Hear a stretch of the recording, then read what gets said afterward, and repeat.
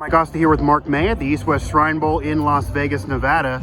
Mark, obviously a Pitt legend and has a long history of an ambassador with college football in media. So Mark, what's it mean to you to be at an event like this, an event with so much history that's great to help showcase college players looking to turn pro and reach their dreams, but also there's a meaning behind this. This isn't just to help showcase the players, it's also for the patients.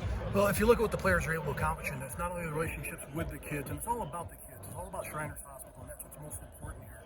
And I think for these young players, they're going to have that opportunity to carry this torch on and move it on to the future, because they're not only going to have an opportunity to play in the NFL, now there's more opportunities.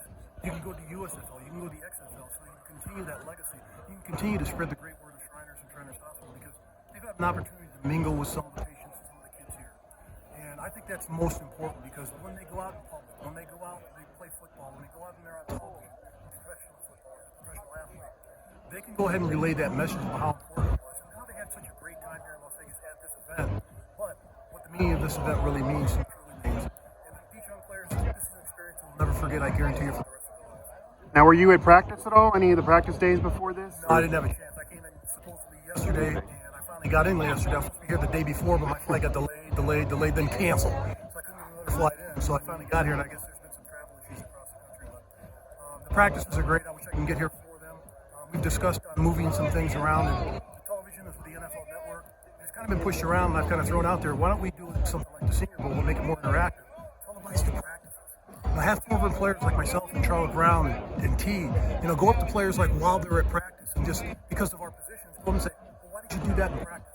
Where's your hand placement? This guy in a street technique, how come you didn't sit outside? Just little things like that to bring the experience to the fans, so that will build this relationship with the fans in Shriners Hospital and this game and make it even bigger and better in the future. Yeah, fantastic. Again, Mark May here at the East-West Shrine Bowl.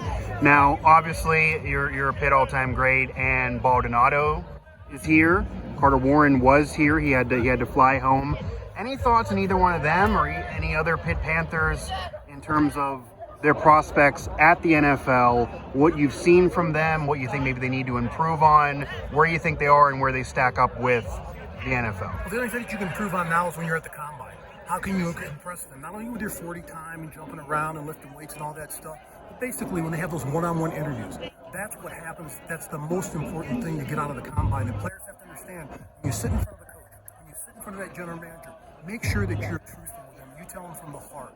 And that's the most important thing, because if they're going to draft you, they're going to want to know who you are as a person, not just a football player, but as a person. Do you have any advice for any of the players here? Obviously, you just gave some, but any other advice for any of the players here? Going through this process is just one step in the entire process to get their dreams. It's not going to happen for all of them, but as you mentioned, there's so many opportunities these days now outside of just the NFL, and there was even a WWE scout here, so you don't know. Well, absolutely, and the thing about it is, just be smart. You've been smart already. You've already gone through the collegiate process. Now you're a professional, and take that experience with you. And make sure you're smart with your money. Get a great lawyer. Get a great fiduciary to invest your money with, so you're protected. And go and do other things. Football's not going to be your livelihood for the rest of your life unless you're fortunate to get that second or third contract. The average NFL player is only plays 3.4 years. So you've got another 60 years to live. So you better prepare for that no matter what you're doing. When I came out in the NFL, my first year, I went to minicamp. I was a first-round pick. After the practice, guys were like in sport coach going off to work. I'm like, man, you guys are in the NFL. You're going to work. And it's like, yeah, we got to support our family. Fortunately, now players are making a lot more money, but that's the attitude you've got to have. You've got to prepare for the future. I'd be remiss if I didn't ask this too. We cover the Pitt Panthers, obviously, here at Pittsburgh Sports Now. What do you think of the Pitt program, where it's going? Obviously, a couple years ago, ACC title. Kenny Pickett, a Heisman candidate. Last year, Sun Bowl. Some Pitt, yeah, absolutely, still a solid season for sure, but there are some Pitt fans that maybe expected more.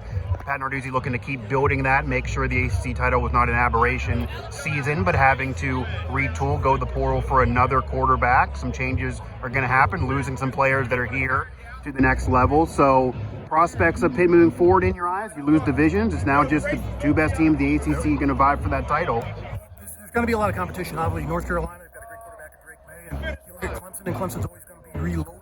They never rebuild. So those are two teams you have to watch out for. And Miami, kind of sneaky. They didn't have a good season last year, but they'll get better because they've recruited, they've gone through the portal and gotten better players. University of Pittsburgh, they've got the right guy, Pat Narduzzi. And my only fear is somebody's going to steal in a mistakenable way, and I hope that doesn't happen, because I think he's done a terrific job moving on from Paul Chris and building the program and getting that respectability back to the University of Pittsburgh. All right, thanks, Mark May again, East West Shrine Bowl.